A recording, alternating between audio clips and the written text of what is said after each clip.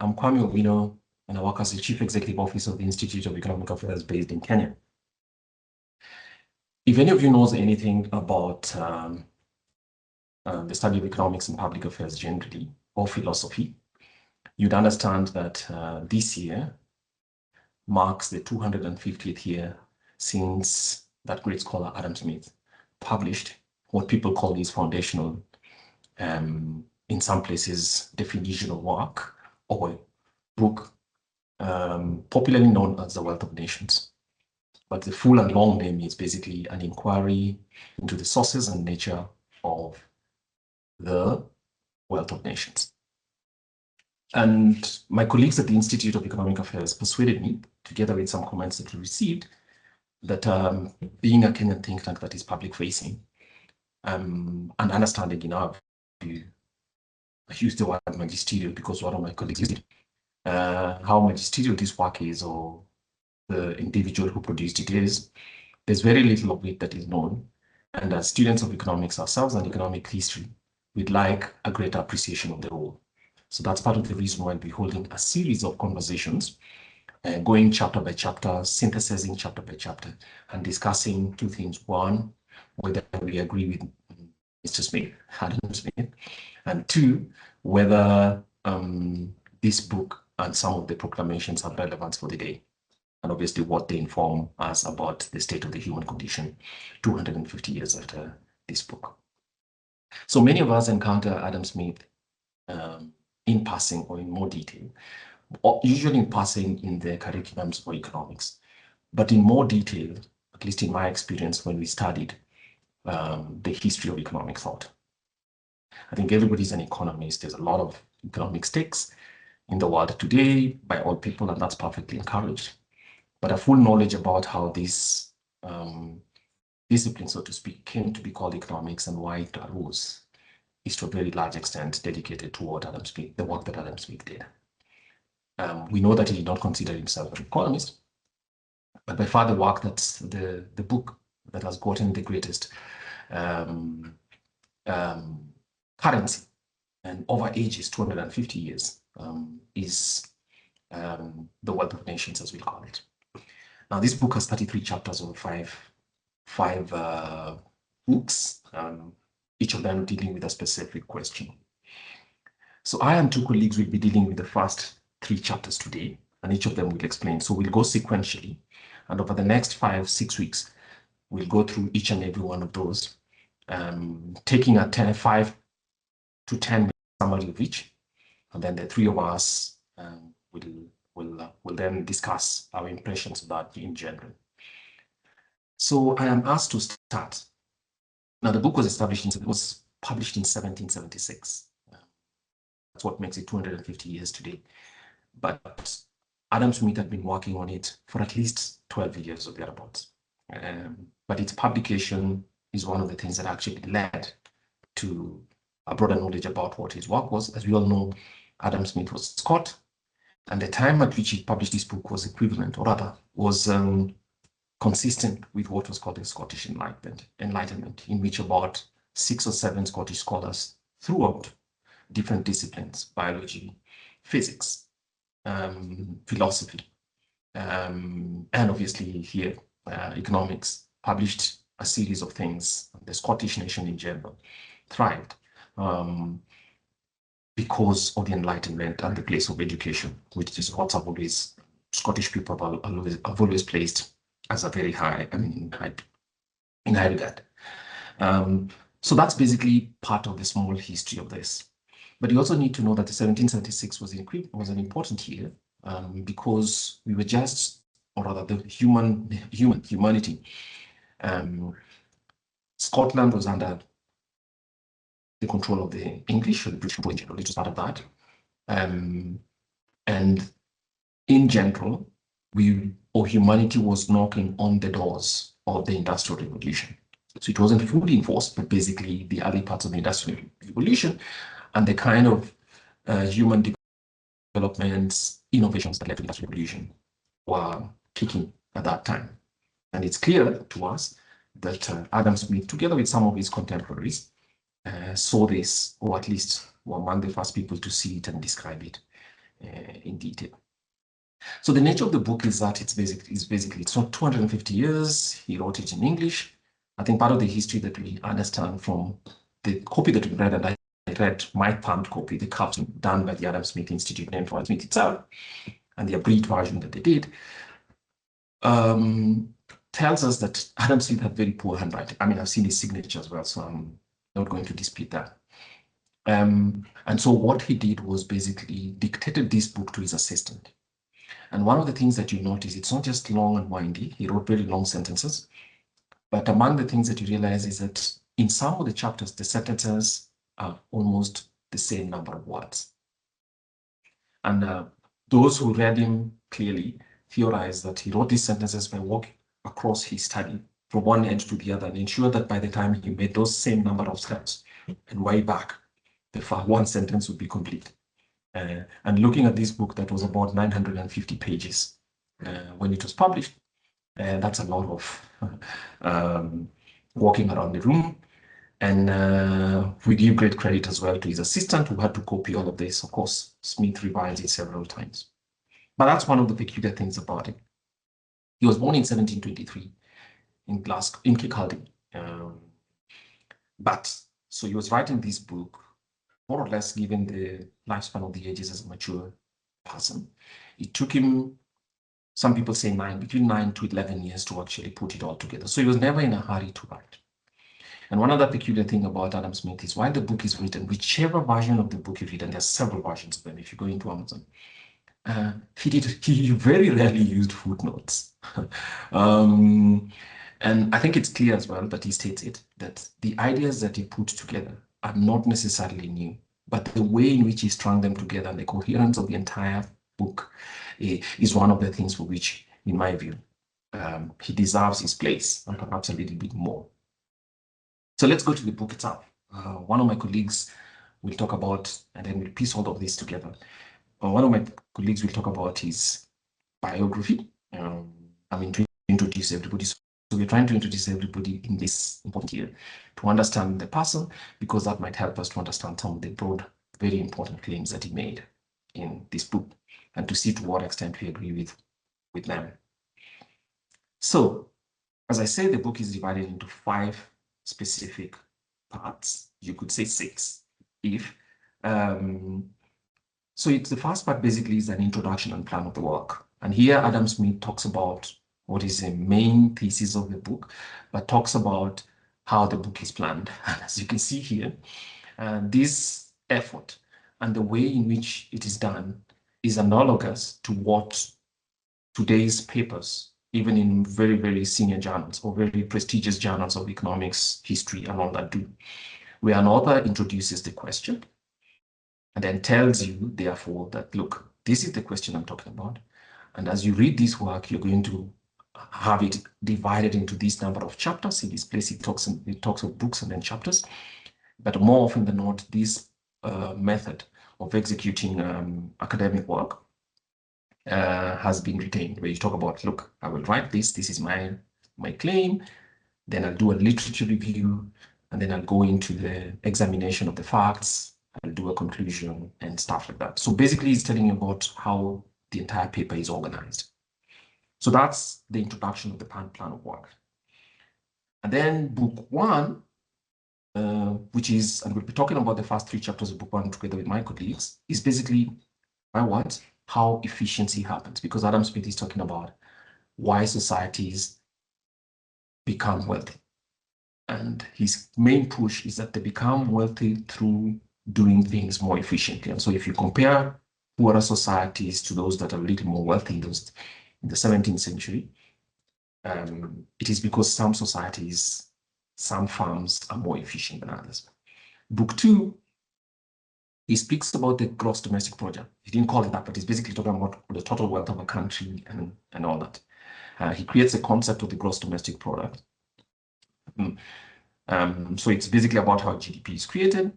Group 3, he talks about having argued about how GDP is constituted. And it's, of course, the labor, the combined labor, and the stuff that people do all together, and the value that created from it, how it is influenced by public policy. Book 4, one of the more important ones, not any less than the others. But basically, he then talks about the different theories of political economy. And this is important because it's just not a polemical work, but it goes to the point where Adam Smith goes blow by blow among the more popular theories of our time about how government affairs should be run, which are very much more protectionist. And so he goes one piece after the other, taking down the mercantilist, which is a very, very highly favored theory at the time by sovereigns in general, but also, of course, some economics thinkers at the time. It goes on to physiocracy, which is physiocrats. We will all go through those things so that we can distinguish them, and then talks about a more open system of government with freedoms is a superior form. So that's book 4. And then in book 5, talks about the proper role of government in society. So those basically are the 5 areas, and the 33 chapters are actually distributed among them.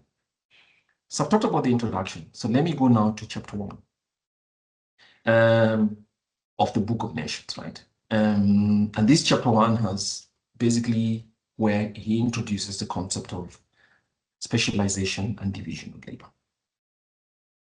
And he says through the opening statements that the greatest improvement in the productive powers of labor, Adam Smith valued labor quite a bit, and the greater part of the skill, dexterity, and judgment. Let's remember those 2 things. He says skill, dexterity, and judgment, with which it is anywhere directed or applied, seem to have been the effects of the division of labor. So he says that society's wealth, so to speak, remember, he's trying to explain why societies become prosperous or wealthy, comes from the fact that they have greater skill, dexterity, and judgment in the execution of economic activity.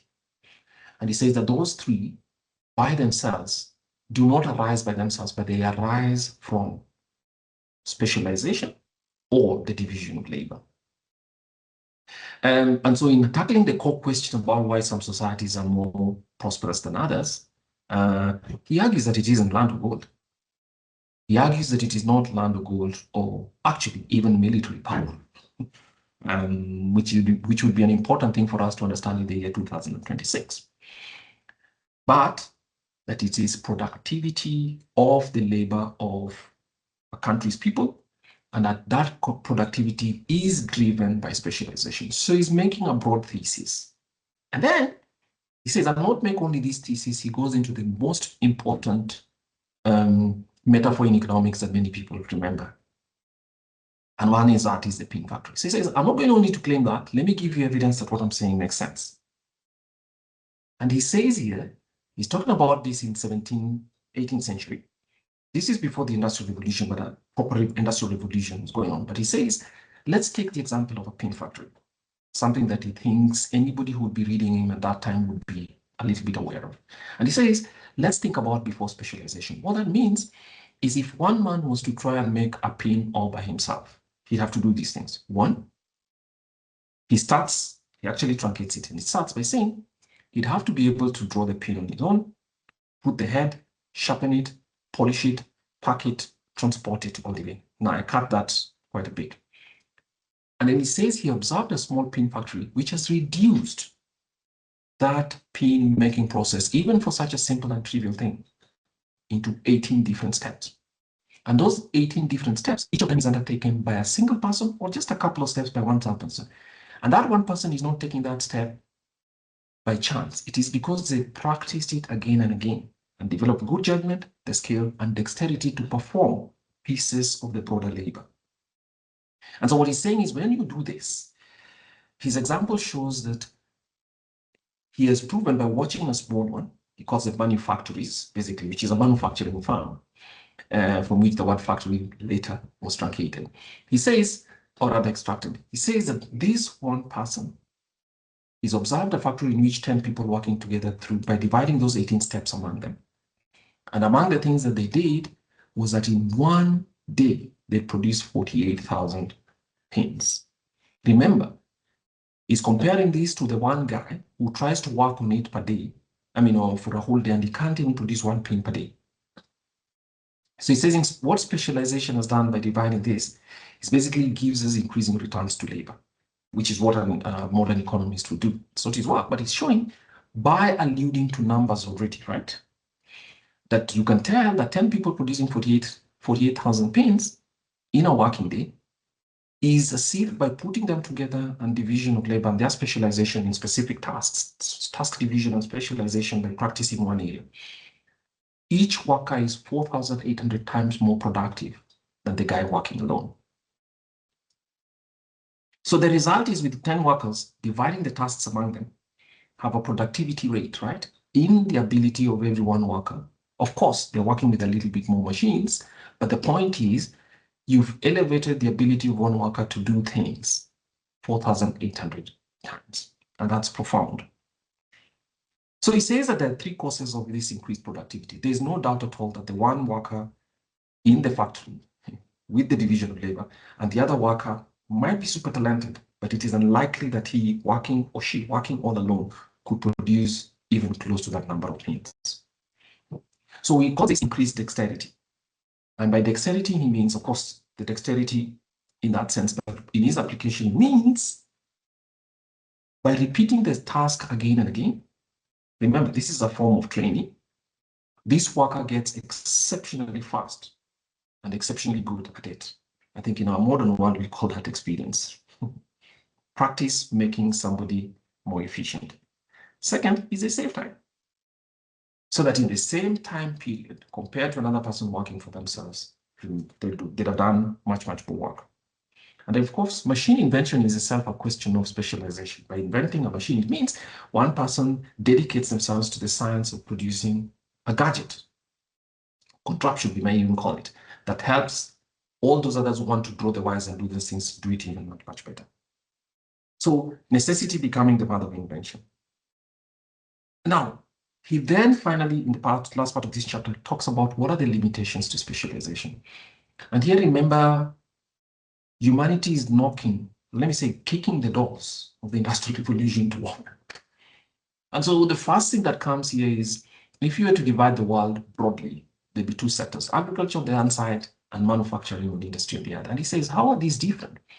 And he's saying that a worker on farms is less likely to engage in specialization and division of labor because of the nature of farming. It's a fixed place in which it occurs. There are not too many things and various ways in which you can divide that labor compared to just that pain, where you can actually have specialization in even before, through the smelting of the iron, extraction of the iron, all the way back. But in the farming sector or the industry, the possibilities of division of labor are much, much less. And so in a way, Smith is already accounting for the differences in productivity between farmers and people in manufacturing, saying that there are some limits by the nature of the farming and the geography of it. And the social result of the division of labor is a society that allows for as much division of labor to take place, and therefore benefiting from the specialization of many more people and the cooperation that they need, because one person needs to manufacture the machine, for instance, and the other one to appropriate it, get the wire, and continue to put together people and work for that, means that society becomes more opulent. This is a shocking thing for many people, because Smith actually says that the creation of society's opulence is not something that comes from government. So that's one of the first conclusions that I make. And that the possibility, therefore, for wealth and for opulence to be created in society, right, extends to all people, provided they allow themselves to perform some cooperative work with other people in the chain. So that goes our first chapter. And now, is it Leo or Fiona who goes on to chapter 2? Thank you, Kwame. And chapter 2 is very so first to just make a general note is that when you read from the texts, the language in the original document, in the original book, but also the way it's giving illustrations is something that you just start to see that it's from a different century. So chapter 2 is on the principle which gives to the occasion to the division of labor, and this is a follow-up to what Kwame to the chapter on division of labor that Kwame was explaining, and he gives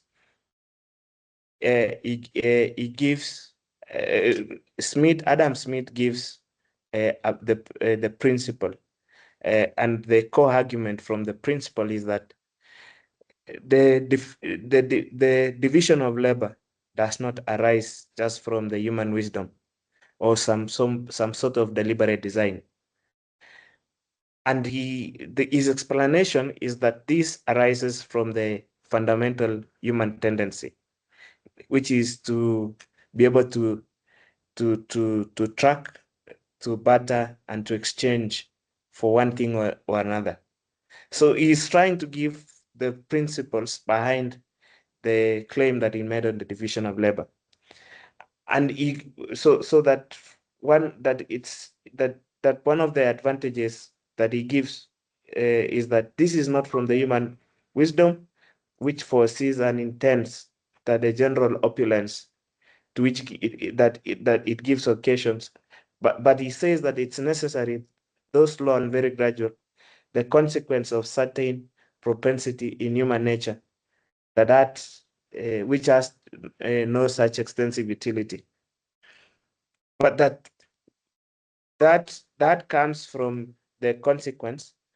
That comes from the consequence to track, to barter, and to exchange things is what deliberately gives is the main principle on the main principle on the division of labor. The propensity, so that propensity to track, barter, and exchange one thing for another it's natural. It's something that comes from it's natural, and it's just a very compelling illustration about a dog that to make that illustration, that this is something that you can only observe in human beings. You cannot observe it you cannot observe it for animals. Then Smith also provides, he says that this is universal. It's universal and uniquely human. It cannot be observed in animals. And then he uses that example, the main example of that no dogs exchange bonds deliberately. They can't use persuasion. So that's why it makes it unique. And then, so it makes the same point that Kwame has made, which is the fact that without exchange, each individual would have needed to produce everything for themselves. And in that, no sustained specialization would emerge. And then he makes a very a very good example that for that division, so it's not on the benevolence of the butcher. It's not on the benevolence of the butcher. It's not on the benevolence of the butcher, the brewer, or the baker. I think those were the three common, very common and influential professions at that time. That they expect the dinner, that we expect our dinner. But from the regard of their own interest. So we address ourselves not to the humanity, but on our own self-love, but to their self-love, and never expect them of our own necessities, but of their advantages. So that is the main principle that gives the division of labor. This principle, just to now to contextualize and discuss what this means contemporarily, is that Adam Smith, in giving this elaborate example about the principle of which gives to the division of labor, provided a micro foundation for a market system. And as the Institute of Economic Affairs, we are an economics think tank who observe markets on a daily basis. That this behavioral foundation comes directly from the Smith, which is that economic coordination arises from self-interest exchanges. A farmer cannot farm, for example, just to give another example, not because that they love somebody else, but they farm because it's an economic activity. So there's a they're farming because they want to be able to sell that produce and be able to and be able to earn income. So it's not something that it's this market system, this foundation that gives the principle behind the division of labor is not something that comes from the central planning or collective intention. And economists later developed these ideas to market coordination, decentralized decision making. Also, just to add, the division of labor creates that mutual dependence among strangers. So when you go to the market, you will not be able to, you might not even know who slaughtered the cow from the meat that you've bought. And the butcher, brewer, and baker example that Adam Smith gave is a good example that was later developed to game theory, that it's something that the beggar, the brewer, and it's something that shows that cooperation emerges without benevolence. It's mediated by it's mediated by exchange, and that exchange is something that forces people now to specialize, because once something is needed, somebody will specialize, and we've seen specialization amongst different professions. Even, for example, just the butcher, for example, we saw it on the conveyor belt, meat being canned. Somebody else is adding those cows. Somebody else is providing veterinary services. Somebody else is providing phytosanitary tests once they are canned. So it's a value that it's the modern value chain sits on that principle of division, principle on the division of labor, which is that cooperation exists not because of somebody's benevolence, but because it's mediated by exchange, and that exchange they are something that is valuable. Yes, and because and in giving that distinction between using the dog to give that distinction, that you will not see a dog begging for the bone, and to make it more so that is making an observation of the cognitive skills that human beings have, which is language, reason, persuasion, and that exchange now would be a factor of negotiation and communication, and also institutions of trust. So market is a trust system. So that is what he explained. When Smith acknowledged one thing, that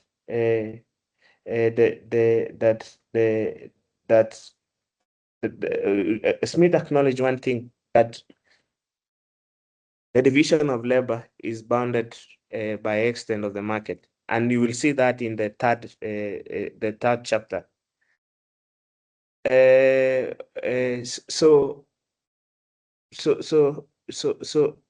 But one thing that we know, and economics knowledge has evolved, is that formalization, formalization of markets, of exchange, is something now we call comparative advantage, developed by Ricardo, who is at David Ricardo, and that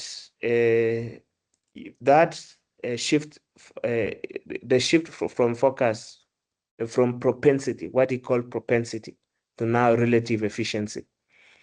And that relative efficiency is something that that now led to other theories. So, for example, utility maximization that was developed by Kenneth Arrow, preference and endowments. So it provided some basis from which economics grew. Another famous economist, and I know Kwame would be very happy when I mention him, the transaction cost economics, which is the exchange. Given that the exchange forms the principle, is the main principle behind that,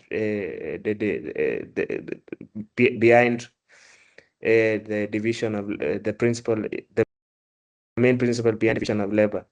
Ronald Coase developed further that principle about transaction costs. And is able to the insight is that at some levels, what happens when exchanges are costly, and Ronald Coase developed cost theorem, which is that institutions should be able to bargain to the end when things are cheap.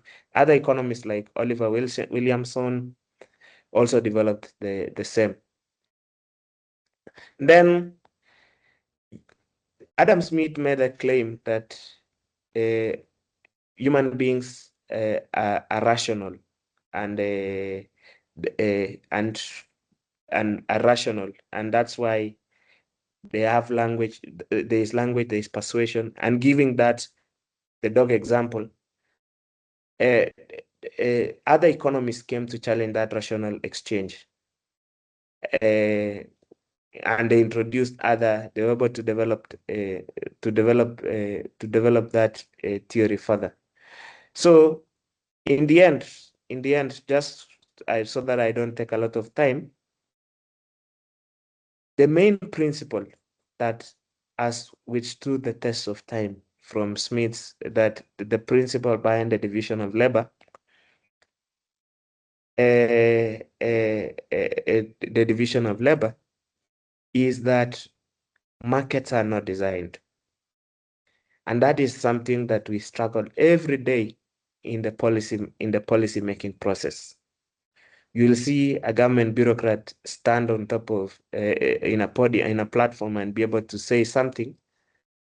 But we know that markets emerge, and markets, the main principle that behind the exchange, that people exchange not because of benevolence, but they do this because of that aspect of self-interest, and that is something that has stood the test of time. Smith also spoke about the principle of trust, because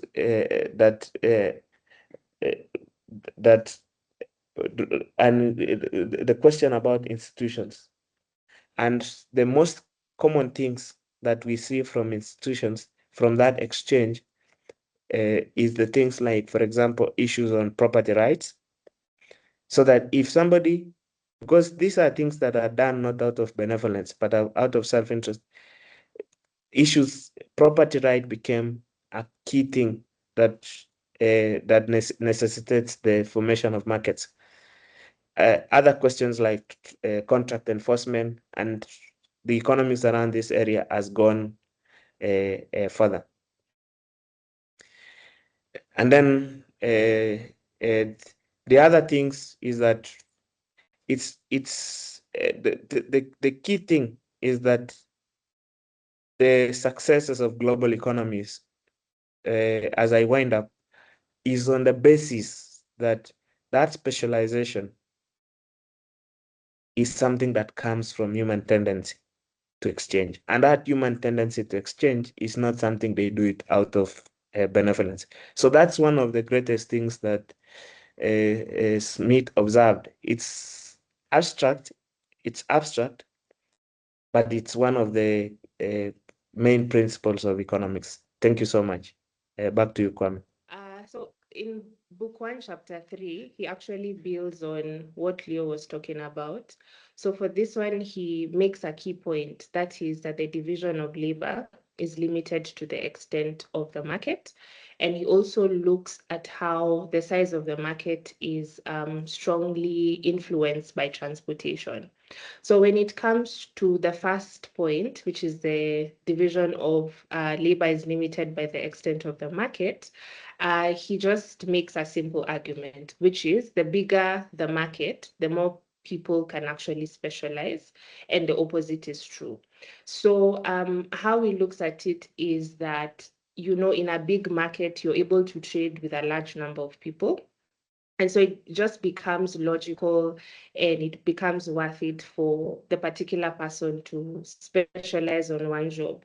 But then if you don't have a lot of people, it means then that your demand is lower, and then specialization just doesn't make sense because you will not be able to sell your output. So for this, he gives us an illustration of someone who makes nails, right?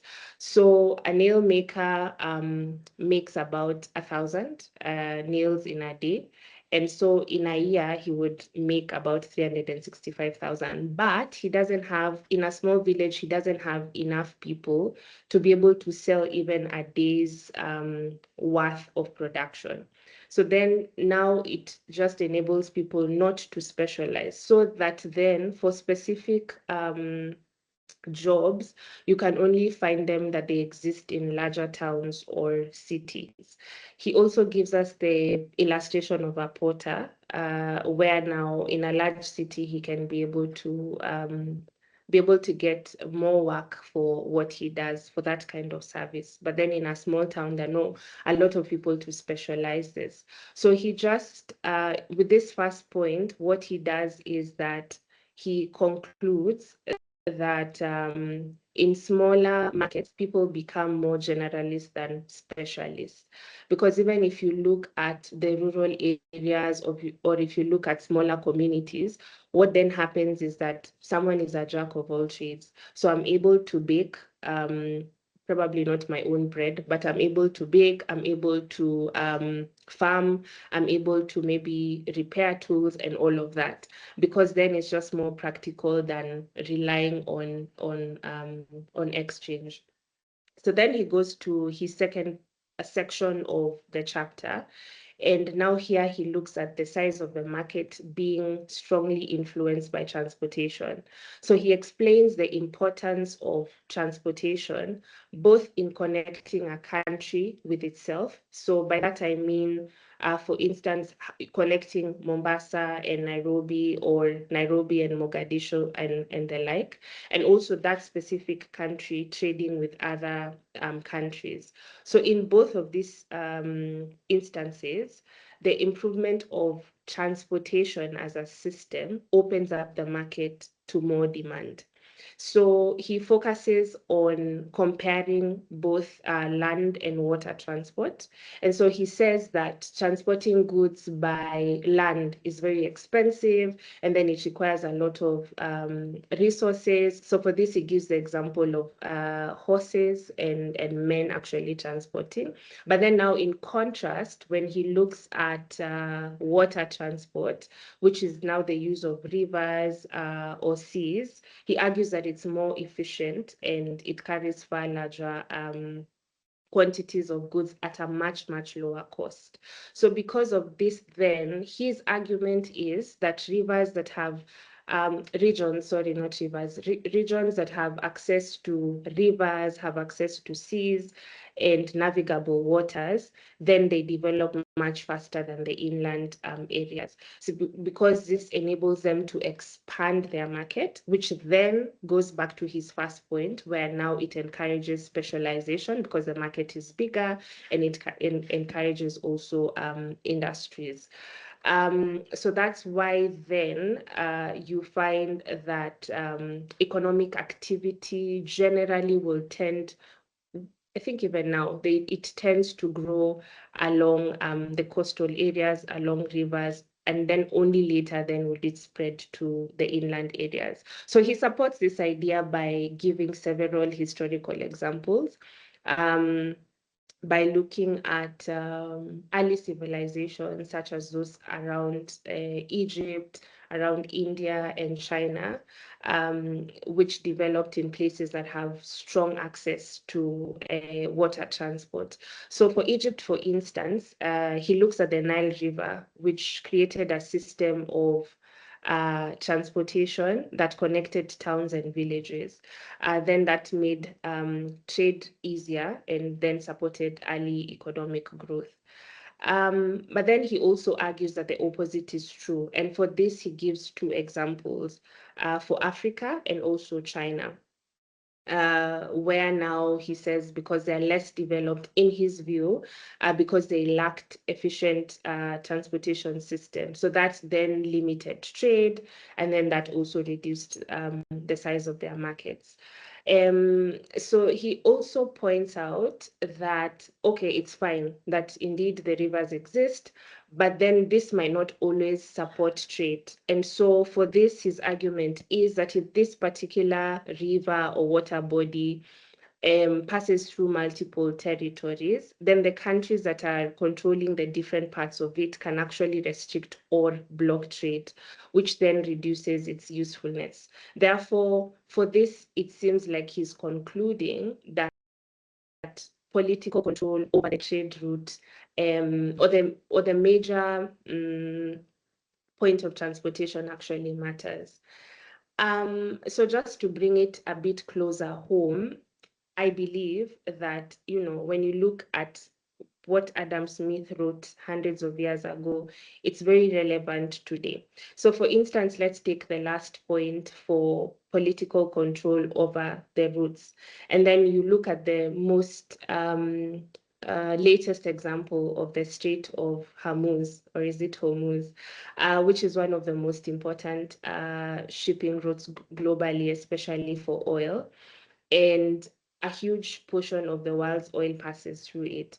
But then now you've had a situation where Iran is restricting or threatening access, and this now has disrupted global supply to some extent, and then it's affecting prices worldwide. So this shows even today, in as much as trade is not just about the physical routes, but then it goes back to who controls it. And then you know, at the same time, the argument of transportation opening up the market to more demand.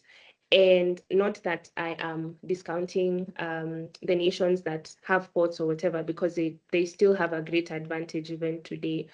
But you look at new transportation technologies such as aeroplanes or improved road systems or railways, they have changed a lot because now they've made it easier for the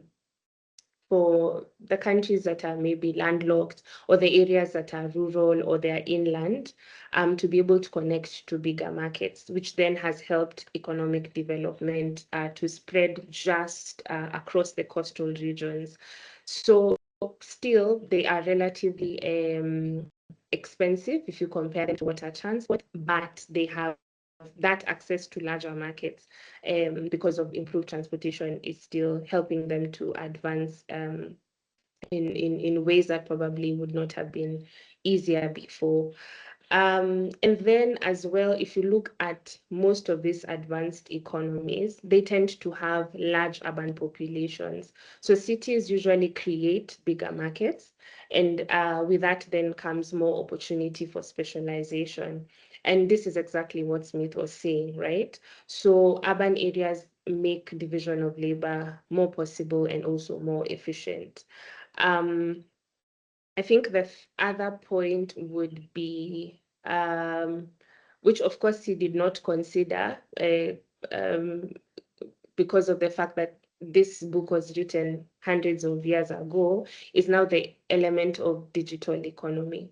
So that now you find that goods, especially services, you can now trade them across the world without any physical movement. So if you think about someone who maybe is a web developer or maybe someone who even conducts research, they're able to sell these services across different nations without actually that interaction. But for goods, fine. Even if now we have a platform through all of these digital platforms in which information is there, I can be able to know that country X is selling a particular good, and now they're able to market their products, which then expands market visibility.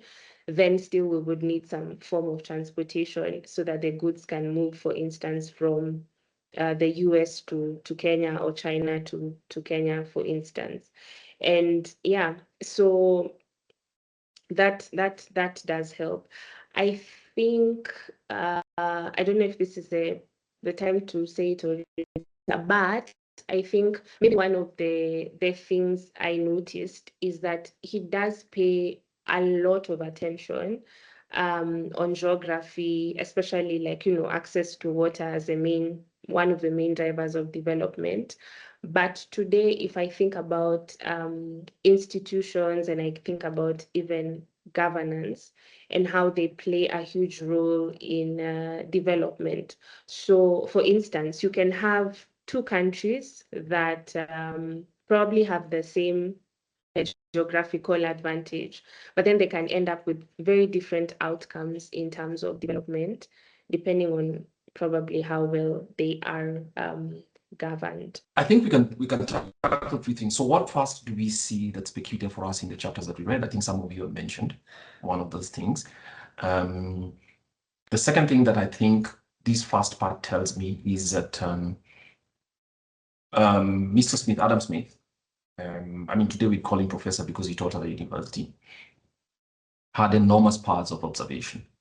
So one of the things that he does is he does not just argue what he thinks is the theory, but he puts a lot of empirical or facts together to support that, especially the idea. And today in the morning, our first session today is just basically speaking about division of labor as a fact, illustration of how it works through the pin factory, and then why division of labor comes in. So actually division of labor is more mentioned, but the real thing that he actually says is the killer application, if you may use application in today's terms, is specialization.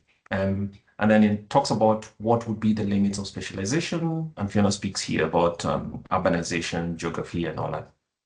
So that's the first thing.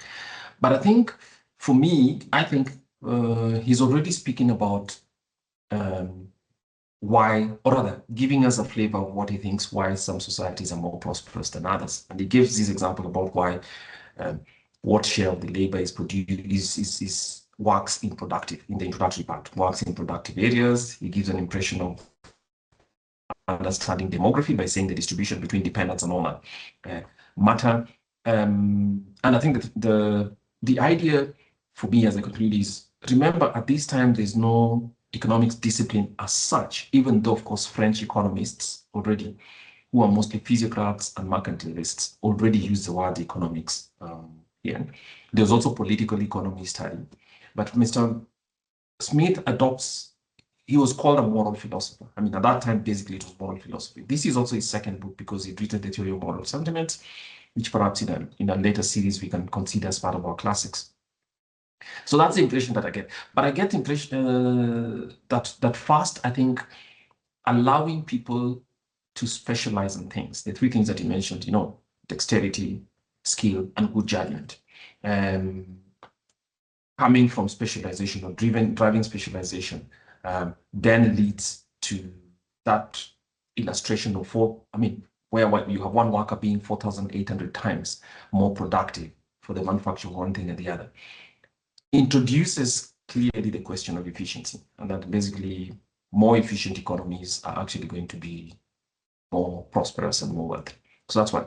And the second one is an example that he gives that this specialization has a social result that nobody designs, but that social result is consistent with good human welfare, which is basically a well-governed society creates a universal opulence, where the universal opulence is you split everybody's, everybody's allowed to be specialized in such an extent that specialization creates division of labor, but the amount of goods therefore available for that society is enormous. And he gives the example, he's talking about 17th century, and guys, anybody who's been in Edinburgh, any part of Scotland knows the place is cold. So when he gives the example that even low income people are able to, on the basis of specialization, to have woolen coats, proper woolen coats, because somebody has to shear the sheep, somebody has to put it all together, spin it, put it on, put it as a coat, bring it up there and actually apply it. So having a woolen coat in that time, I get the impression, was an extremely valuable thing, but it's also because, of course, the weather demands it. But he says that all that, even those necessities being made available to poorer people, makes them far more enhances their wealth substantially. So in that, I think he said something that is profound and it's still here today. And so we'll come to chapters that connect to the political economy, but it's telling you that if your society is not well governed, in other words, it undermines the ability of specialization and division of labor to occur, then you're going to be a less opulent society. And so he's suggesting that the constraining the possibility of people to actually specialize and divide tasks among each other is one of the areas in which one of the major things that correlates very highly, perhaps the main cause of poverty. Leo, your profound thoughts or something that you discovered that might be useful for our audience? Yes. So you just, there's one thing also that related to his profession that you mentioned, that a moral philosopher was some sort of highest form of profession, like the highest form of, it's what like the highest anybody could be. Some, what we would say it now as a professor, but a more superior method, because at that time it was more. So the second question that that for me is that even though at that time he was making an observation from he was making an observation, and most people have categorized this book as an economics, the foundation for economics, is that there are key things that are multidisciplinary that come into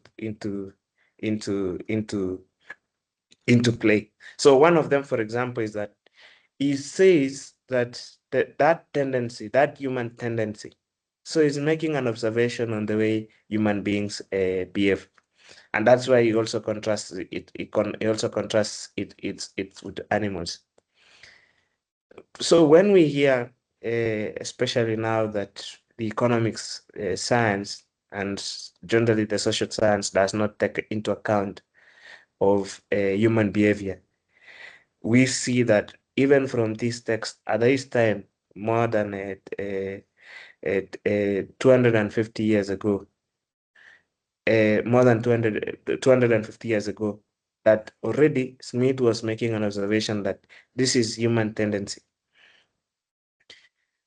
That you also provided a basis, and this I had mentioned before, a basis for how markets could be studied further.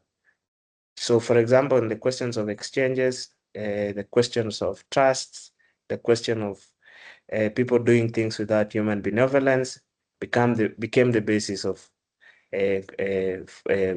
how property rights are observed in the real economy. And secondly, about the question about and also the question about contracts and contract enforcement. It also shows we use this example profoundly to show that markets are things that not government cannot plan. Markets are things that it's an emergent, it's something that comes from the emergent order. So that if you are if somebody wants a court, for example, like the way Kwame you've mentioned, it's somebody will have to, you either go get somebody who has an woolen jacket, an woolen coat, because coats are that coats should be 18th century. Jackets is a more recent word, and then be able to. So it's your own self-interest and that human tendency driving your own. The way you allocate time, the way you use your different talents in the economy.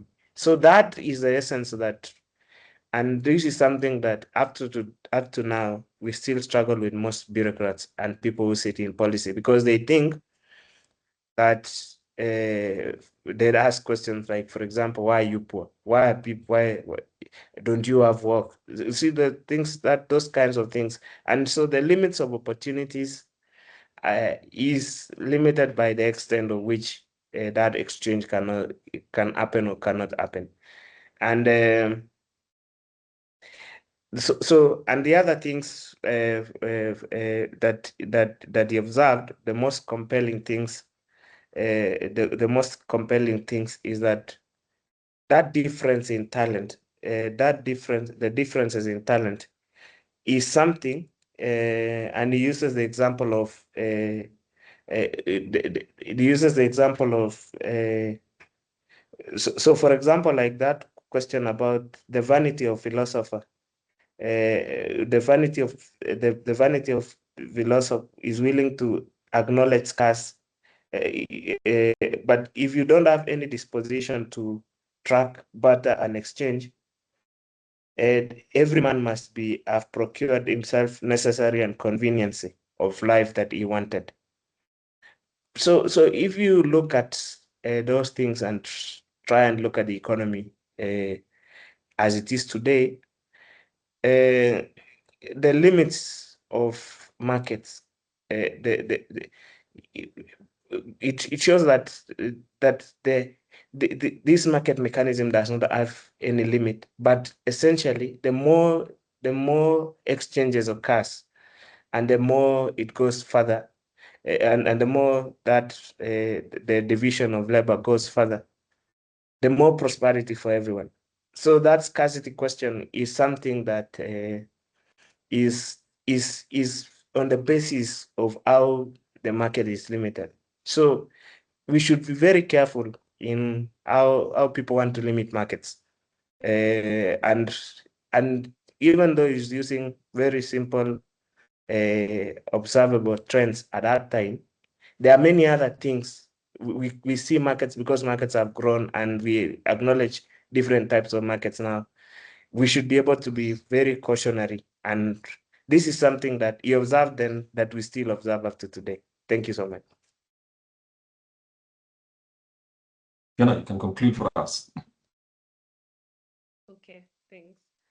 I think I'd already made my connections a bit too early, but for me, what I see Smith really trying to show us is that when we look at economic growth, it just doesn't depend on how much a particular individual or industry is producing, but then how do we make that connection? How easily is it that people can be able to trade, access markets, and even specialize, so that when people are able to connect with one another, then the markets become larger, the markets grow, and then now individuals and even businesses can be able to just focus on doing one thing and then doing it really well. And so then that is what will drive up productivity, and then that's what will end up also now driving up growth. But then if, on the other hand, if people are not able to have access to these markets, they don't know where demand is, or there are trade barriers, either because of transportation systems or global networks, then it becomes hard for that growth to happen. Yeah, I think that's what I can conclude. Thank you.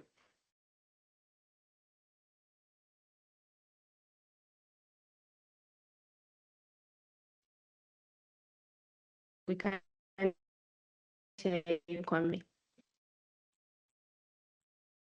I think one of the things that's most impressive for me here is that if you read those who analyze the industry of book writing, basically, and trading in books, another one which is very highly specialized, they say that very few books, 90% of books don't sell more than 5,000 copies. And what that means that within a decade, most books that were published in that decade are actually out of print run. So you only find them in libraries and specific archives. And so that makes Smith's achievement even more impressive, because here we are 250 years. I mean, if you are Kenyan, that's just 1/4 of a nation of 50 million people, the life of a nation of 50, independent life of a nation of 50 people. And remember, this book was written even when we have a leading democracy such as the United States, which is also celebrating its 250th year later this, in the middle of 2026. This book actually was published, I think, 4 months before the American Revolution took place. So Smith was really a guy not just ahead of his time.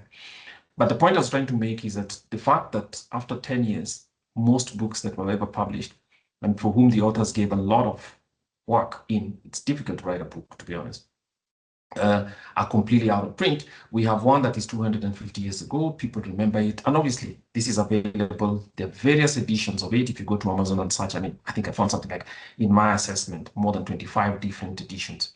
We at the IEA here, among my colleagues, have 5 or 6 different ones. Just those that you get off the bookshops, and then not to think about the ones that you can print offline, for which we've provided you. The Gutenberg database is an excellent one to find it. So you can find the one that we're basically reading and which we are using as our standard today. So ladies and gentlemen, why are we having this series of conversations? 1, 2, that we may appreciate the moment and the idea and the power of ideas over time. 3, as students of economic history ourselves, to ask ourselves to what extent some of the ideas that we propagate today, or stand against even, are they really new? And what can we learn from Adam Smith? And the third one is basically just to put together 250 years of somebody's work and thinking ideas, and to give credit where it's due, to find out to what extent we can agree with him, and more importantly, whether these ideas are still relevant for Kenya. So this was our first conversation. I thank my colleagues, Leo and Fiona. But in the next week, we'll take out the next 6 chapters.